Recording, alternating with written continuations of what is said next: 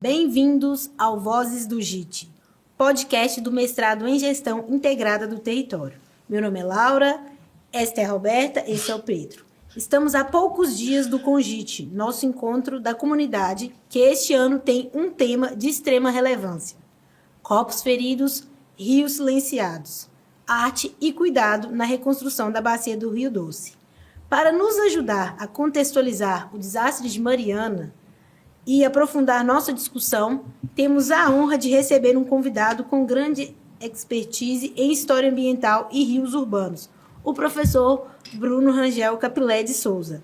Sua pesquisa nos ajuda a entender o Rio Doce como um corpo que também tem sua própria história.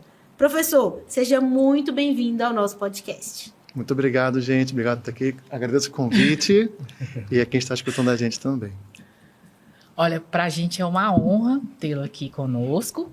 E para começar, por que não falar da sua trajetória, né? E por que o Rio Doce?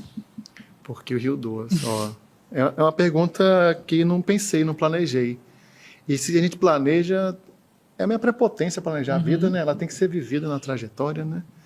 Eu, durante muitos anos, eu era da biologia e me encantava assim que explicava muita coisa, mas não explicava a vida humana. Aí eu pensei, vou buscar um pouco de humanidade. Aí fui para as humanidades, para a história, fiz mestrado e doutorado em história. E lá, eu pensei, cadê a vida? Cadê o ambiente? Cadê as outras coisas? Cadê a materialidade da história? E não estava muito ali. E aí até que eu encontrei a história ambiental. Na história ambiental, eu sou um pouco transdisciplinar, né? Eu gosto de subverter uma disciplina. Né? E aí eu olhava para a biologia, já não entendia. Eu olhava para a história, já não entendia. Estava insuficiente. A história ambiental complementava esses dois lados. Aí eu pensei, por que não trazer uma visão ecossistêmica da cidade? E aí, na perspectiva ecossistêmica, o recorte da bacia hidrográfica do rio é um recorte muito sensato, né, para estudar um ecossistema. E aí preparei um projeto, não sei o quê, para um laboratório de História da Natureza lá da UFRJ. Um abraço para a Lisa, para o Pádua, que esteja escutando a gente. E lá, a Lisa escutou assim, a minha orientadora, né, no doutorado. Que legal, a gente sempre quis ter um historiador de rios. Não é de rio, não, é de cidade. Porque os rios urbanos... Não, Lisa, é de cidade. Não, e começou a falar de rio, todo mundo gostou. Vamos falar de rio, então. Aí comecei e nunca mais parei. Nunca mais parei de falar de rio. E a chegada aqui foi um pouco antes da pandemia. Abriu uma chamada para uma vaga aqui no JIT, no mestrado, Gestão Integrada do Território, e seria interessante um historiador ambiental. Sim, aí me candidatei para cá, veio a pandemia, bagunçou uma vez de todo mundo, no meio da pandemia que eu cheguei aqui, porque quem estuda a história dos rios, estudar o maior desastre socioambiental do Brasil, que aconteceu num rio, logo depois de um segundo tão grande quanto num rio também, próximo aqui, né? Então faz sentido eu vir para cá, eu estar aqui, né? É o que eu tenho falado, né, com a nossa turma. É preciso, nós como pesquisadores, trazer uma resposta, né, para a nossa sociedade. Eu entendo ainda que passaram-se 10 anos. O que é 10 anos para uma pesquisa?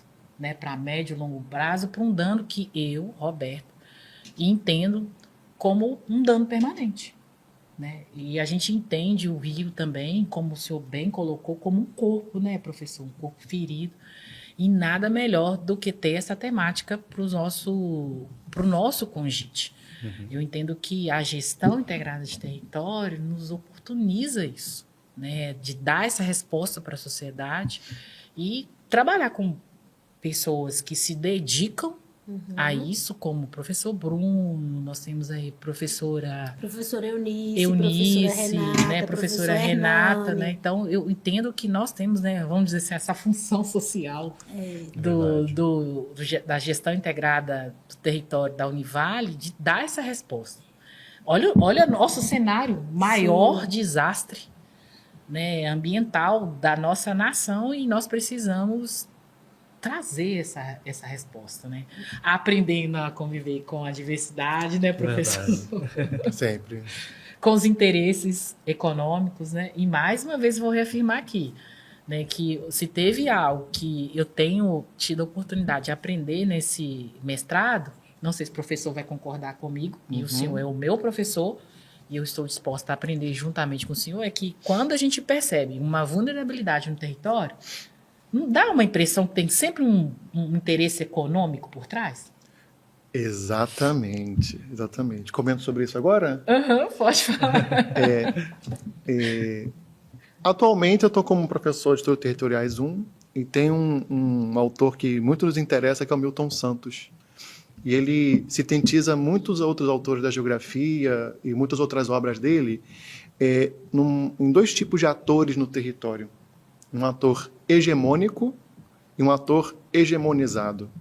Outros das estudos territoriais, da geografia, também traz essa diferença e deixando assim só uma visão que Milton Santos estava tentando dar significado para um processo que ele começou a ver surgindo, que é a globalização. E aí que esse ator hegemônico... Naquela época, né? Aquela época já falava sobre isso. Então esse ator hegemônico, ele não está vivendo o território. Ele não está na dimensão do território vivido. Ele está tomando decisões que deveriam ser tomadas por pessoas que vivem nesse território, né? Então a gente vê, por exemplo, alguns atingidos, lideranças de atingidos, como o Pavuna, aqui em Tupinitinga, que ele fala em muitos depoimentos, né? Ele fala, eu nunca soube que tinha uma barragem aqui em cima do rio, eu não sei nem o que é barragem, soube que estourou e vai chegar uma lama aqui. Então, assim, que decisão que ele teve? Não teve nenhuma comunicação de risco, quanto mesmo uma decisão participativa, se a barragem vai ficar ali, vai ficar assim, vai ser a montante, vai ser outro tipo de barragem, não teve essa decisão.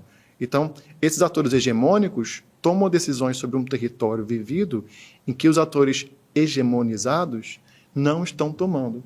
E aí, concordo plenamente contigo. Sempre tem uma questão econômica, de alguém tomando decisão que está usurpando algum tipo de recurso, água, minério, mão de obra. Né? Seria essa, talvez, um ponto importante para o não funcionamento, vamos dizer, Fundação Renova, e agora a gente está diante de uma repactuação, né? Talvez, assim, anunciando novos tempos, mas será esse o motivo pelo qual a gente não encontra efetividade nas indenizações, na reparação, professor?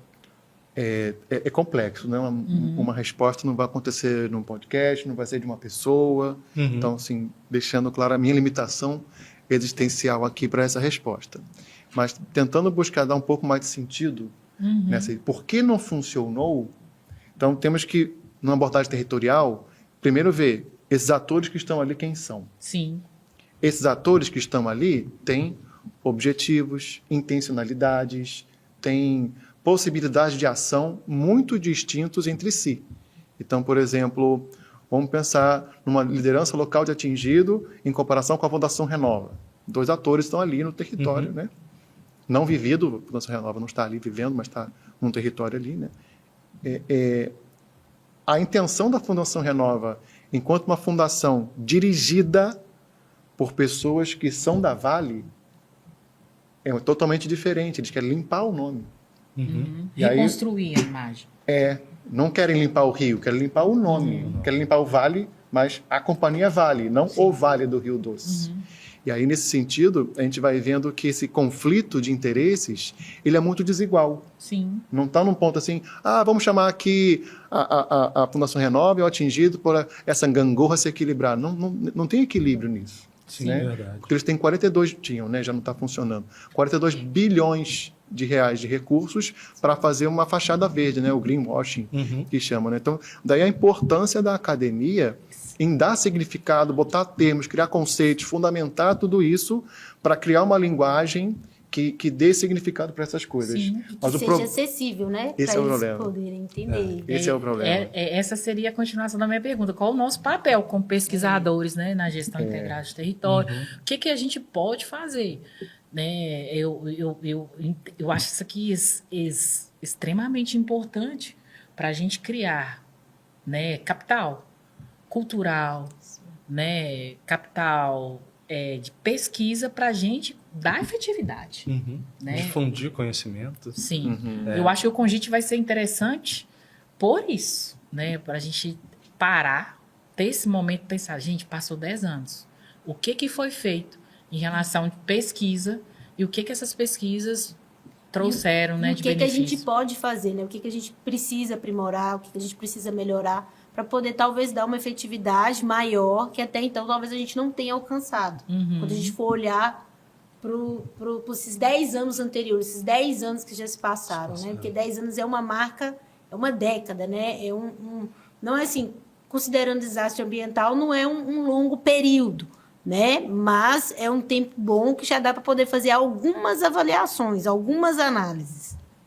E também aproveitando a questão do desastre ambiental, o senhor que consegue juntar história e meio ambiente, né, de maneira interdisciplinar, eu queria saber o que o senhor acredita que vai acontecer daqui a talvez 10 anos, 20 anos, a gente vai conseguir reparar o Rio Doce? Porque quando a gente de $1 milhão. Porque a gente fala sempre, quando as pessoas falam muito do tema do Rio Doce, a gente ouve muito falar sobre indenização, que é uma coisa que está em pauta atualmente, mas assim, uma reparação real. Será que é possível, o senhor que é um historiador, que consegue linkar com o meio ambiente, será que existem históricos de reparações ambientais de fato? Que deram certo em algum outro lugar? Será que é possível ou é só uma utopia? Ou só uma fachada, né? Para a gente acreditar, né? Porque enquanto a gente está esperançoso, a gente acredita que as coisas podem dar certo. Mas aí, a partir do momento que você vê que às vezes não tem solução, então aí a gente vê que às vezes os conflitos não acabam, né? Porque é justamente isso que eu acredito que a repactuação queira fazer, né? Tentar acabar com os conflitos. O que talvez eu acho que não vai acontecer, né? Mas é uma tentativa deles. Curiosa para ouvir o professor, gente. Então, da onde eu falo, eu gosto de falar um pouco da onde eu falo, para deixar um pouco mais claro para que vocês vão escutar, né? Todos vocês. Eu sou um cientista cético. Cético. Já não opera na minha cabeça a esperança de um mundo melhor ou pior. Acho que não tem como a questão mais, né? Tem. Falta criatividade. Não fala isso, não. Estamos bebendo água pura. Ele está contaminada. Né? Verdade. Aquela de lá está contaminada. Sim. E aí, eu vou assim, muito no sentido até budista, a partir desse presente, para o passado, para o futuro, para onde for, mas desse presente eu vou tentar caminhar nesse sentido. Mas eu vejo com muitos bons olhos, já falei um pouco sobre isso, do papel da esperança.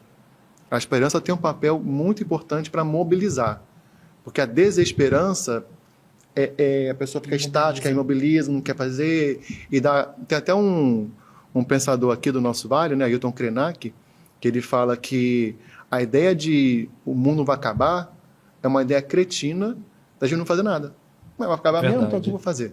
Sim. Vou só aproveitar. Então, ter esperança permite que a gente possa transformar. E aí eu gosto do sentido da esperança. Até no meu ceticismo, eu vejo que pode ter ou pode não ter. E eu busco analisar.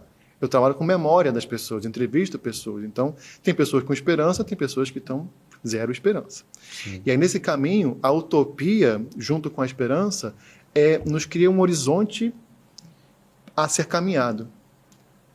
O camarada ali fora era triatleta, né? Ele pode correr todos os treinos numa direção, ele nunca vai chegar no horizonte.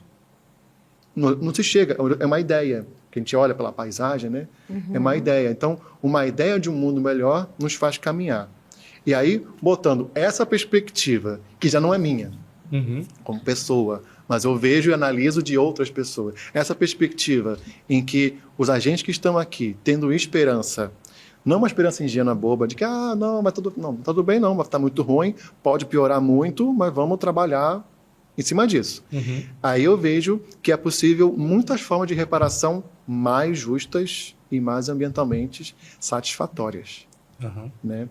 Agora, essa ideia do rio voltar a ser como antes, a gente tem que primeiro tirar um romantismo de que o rio antes estava bom. Uhum. O Rio Doce estava contaminado biologicamente falando, né? Várias cidades, próprio Valadares, depois de Colatina, jogam todo o seu esgoto sem tratamento no rio. No Rio. Né? Sem dizer, o histórico de desmatamento em prol do desenvolvimento ou progresso, que era a moda antiga, né?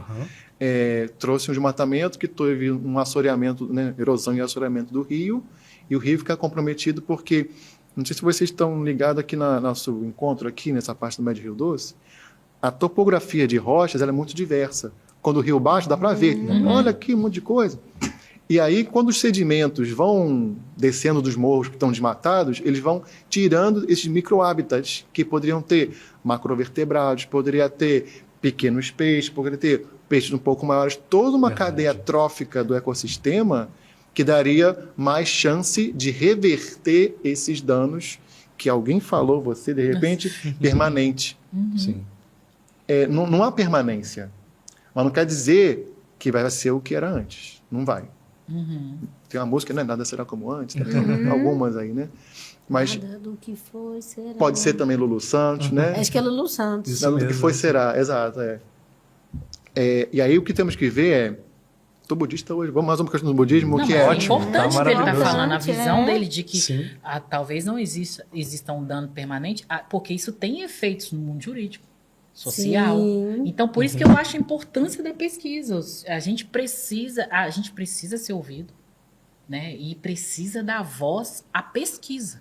Ele falou uma coisa super importante, ele nem concluiu, né, o pensamento dele. Memória, que é a minha próxima pergunta. Né? Então, nós precisamos dar uma resposta, professor. É porque, de certa forma, esse romantismo de voltar a ser como era antes, ele vem quando a gente, às vezes, percebe na mídia alguém falando que despolui um rio, que muitas vezes também é contestado, né? Se foi mesmo despoluído. Então, vai criando esse imaginário de que existe possível. essa possibilidade, né? De que essa poderia ser a missão principal, né? Quando a gente discute a questão do desastre, tem-se a ideia de que a missão principal é recuperar o rio. Sim. Que eu acho que a gente tem tecnologia para isso, né? Ou, enfim, vontade, ou quando a gente coloca mesmo as empresas que estão responsáveis por todo esse trâmite, até trabalhar de forma interdisciplinar para resolver isso, né? Então, eu acho que daí que vem esse romantismo, né? De voltar a ser o que era antes. E aí, esse voltar a ser o que era antes é pouco. É pouco. A gente merece muito mais do que era antes. Estava ruim que era antes. Uhum. Tem que ser melhor. Então, assim, voltar ao que era antes parece que é uma grande conquista. A gente precisa e merece muito mais. E aí, pensando nisso, o que está acontecendo enquanto processos, enquanto a estrutura da geomorfológica do rio, que pode melhorar, e quem são os agentes que estão aí. Então, a gente vamos pensar por parte. Foram, alguns dizem 44, dizem 50, vamos dizer assim, dezenas de milhões de metros cúbicos de rejeito de mineração. Então, vai para e pensa. O que isso significa?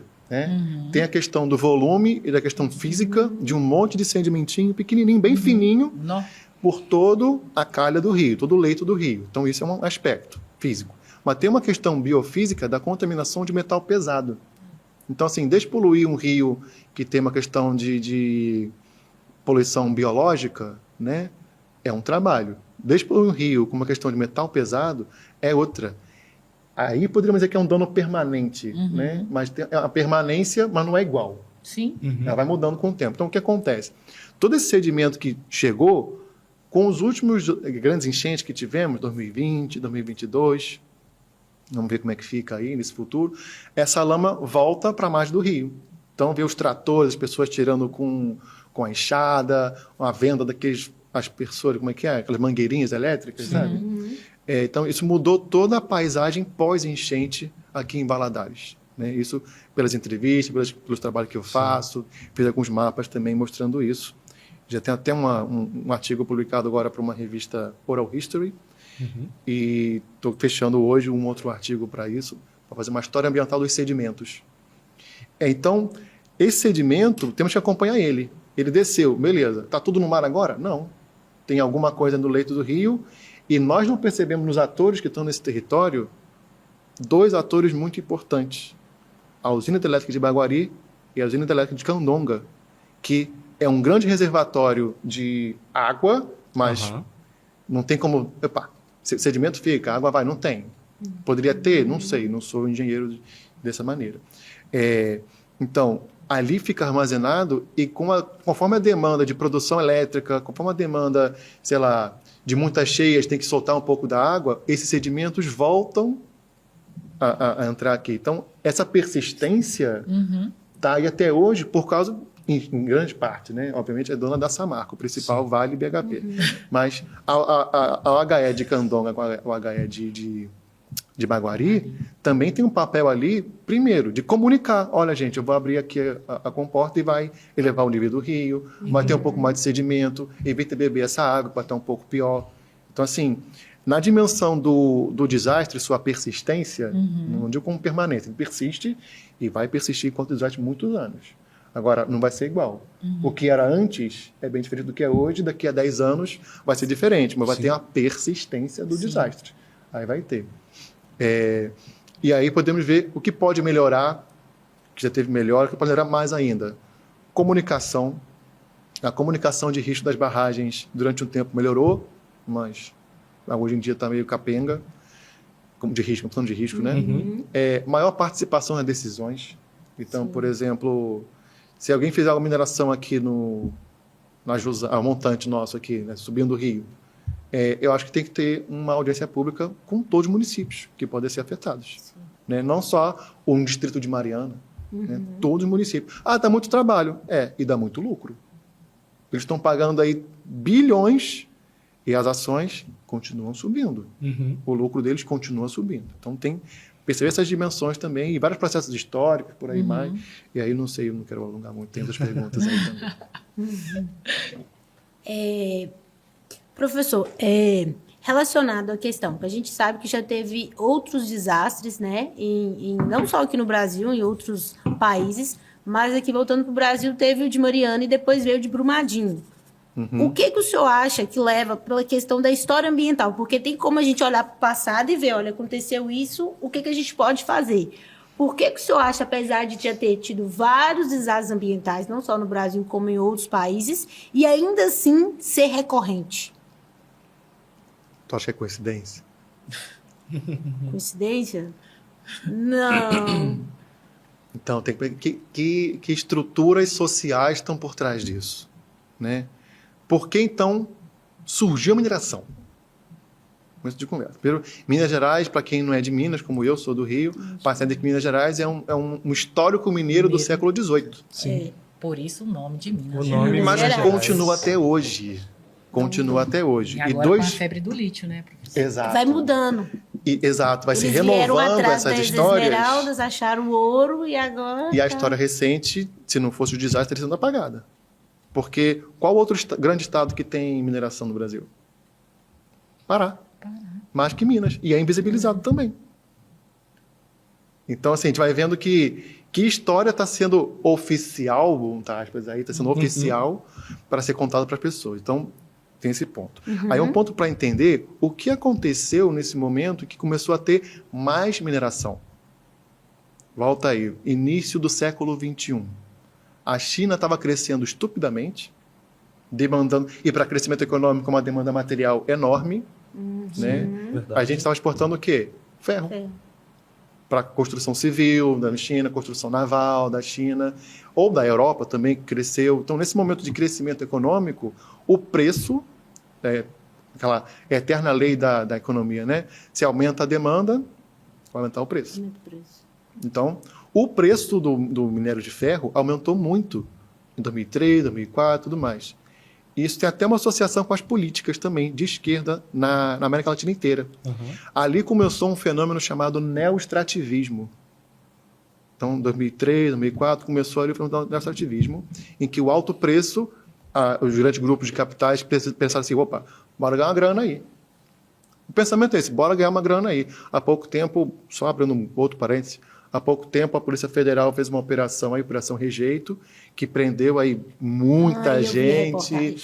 Foi sem histórico do tamanho de operação que teve contra a mineração.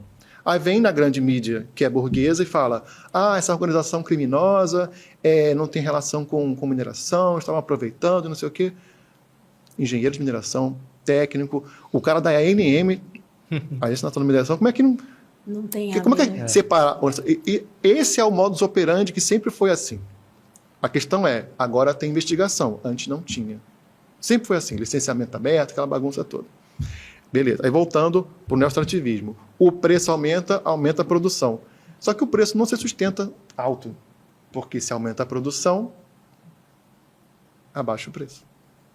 Então aqui começou a produzir muito, ou pela América Latina inteira, começou a produzir muito. Ciclo, né? É um ciclo, exato, é um ciclo. E teve algum momento em que não teve tanto dinheiro ao vender minério de ferro, por exemplo.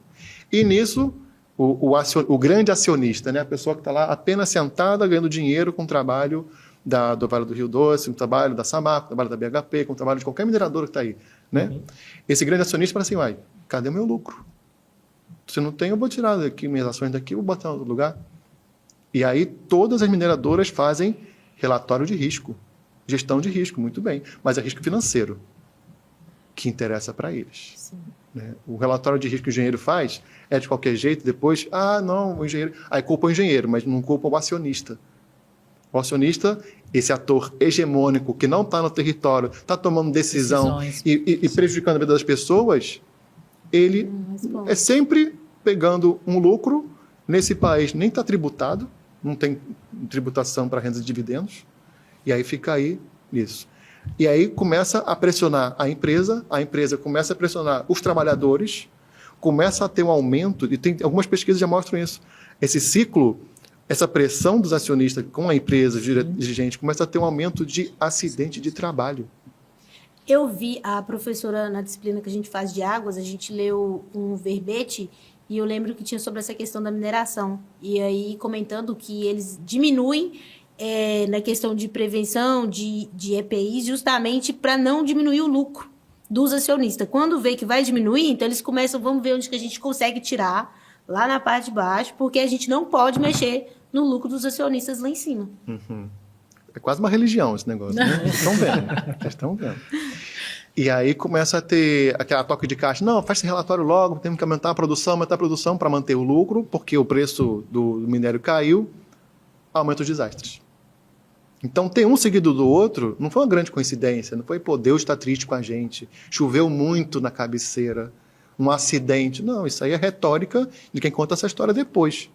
Isso é praticamente premeditado.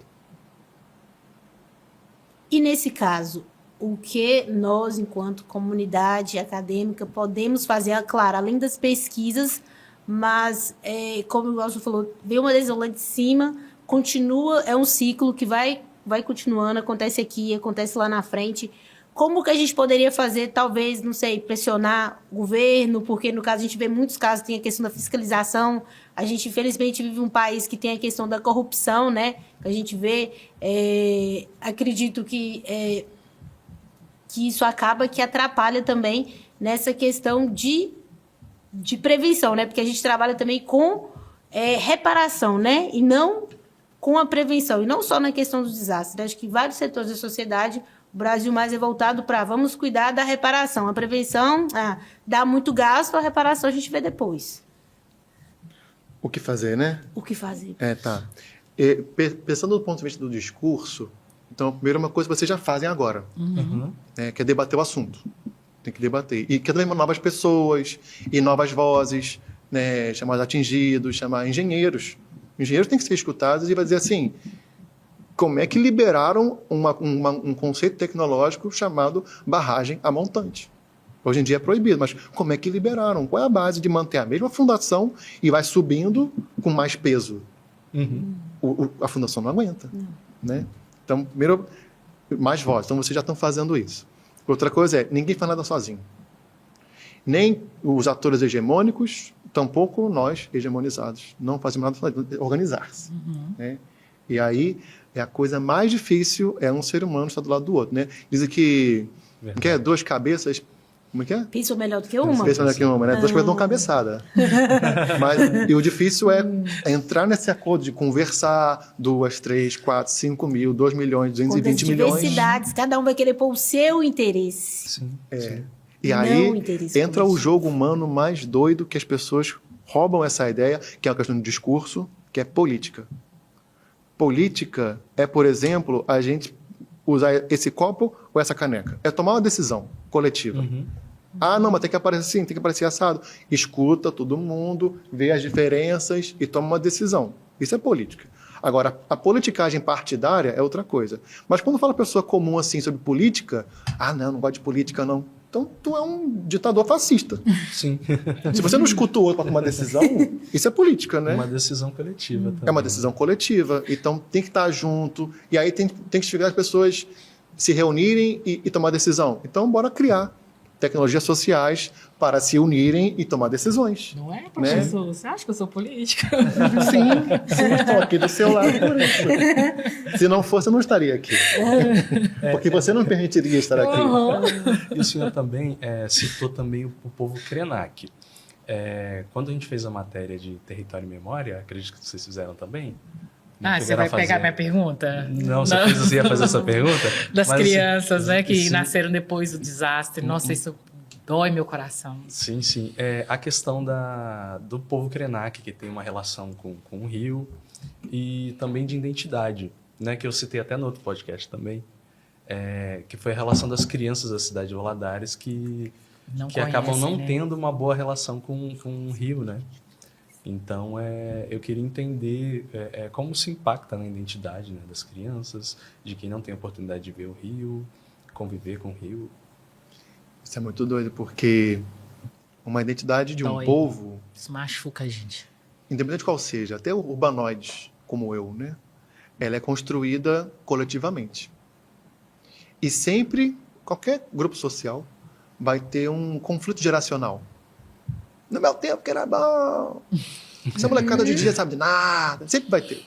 Mas quando tem uma ruptura muito forte, como essa, em que, em algum momento, antes de 2015, todos tinham um momento de aprender a nadar no Rio Doce, dos rituais serem no Rio Doce, de dar uma nadadinha, pescar, caçar, e sabe, sei lá, quantas outras coisas que eu não sou Krenak, não saberia dizer, não está no meu lugar de fala. Essa ruptura vai ter uma geração que não passou por isso, então, socialmente, o que eles vão sofrer enquanto os novos, né? Não vai ser igual o que os outros sofreriam, porque eles não passaram por isso. Eles não perderam essa conexão com o rio. O que eles estão perdendo é a conexão entre eles. A perda da identidade.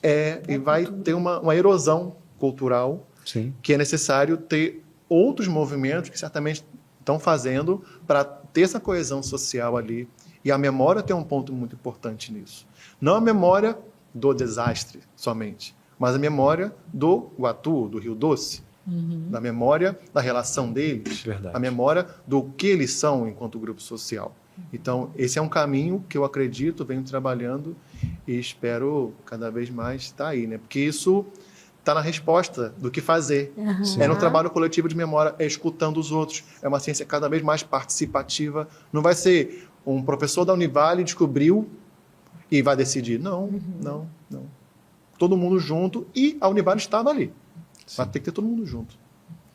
Então, professor Bruno, essa conversa foi, sem dúvida, um convite para a gente poder pensar, né, gente? O Rio Doce, Verdade. não apenas como um cenário, né?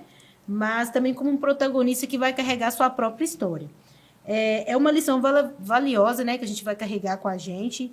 E em nome da turma do mestrado, né, de Gestão Integrada e Território, a turma 1, pós-2025, nosso muito obrigado por compartilhar esse super conhecimento que o senhor tem. Esse momento para a gente foi muito interessante. Foi uma aula, né? Foi assim, nossa, a gente... Isso Eu já daqui não vai gosto, né? desdobrar vários outros questionamentos que, né, posteriormente a gente queria ter a oportunidade de continuar debatendo com o senhor, porque eu acho que tem muito a acrescentar, principalmente para mim, por conta da minha dissertação, né? Não, e eu aqui pensando, como eu vou falar sobre música, qual a trilha sonora, né, que nós daríamos para esses últimos 10 anos, né? Sim, Nossa, verdade. E a você que está do outro lado, esperamos, né, que este episódio tenha despertado em você uma reflexão, né, sobre a nossa relação com o território. O Congite, gente, ele é um espaço para a gente continuar esse diálogo, né? Então, a gente espera que vocês participem com a gente no dia 1º de novembro de 2025, às 8 horas, aqui no Campus 2 da Univale. Até lá, pessoal. Muito obrigada.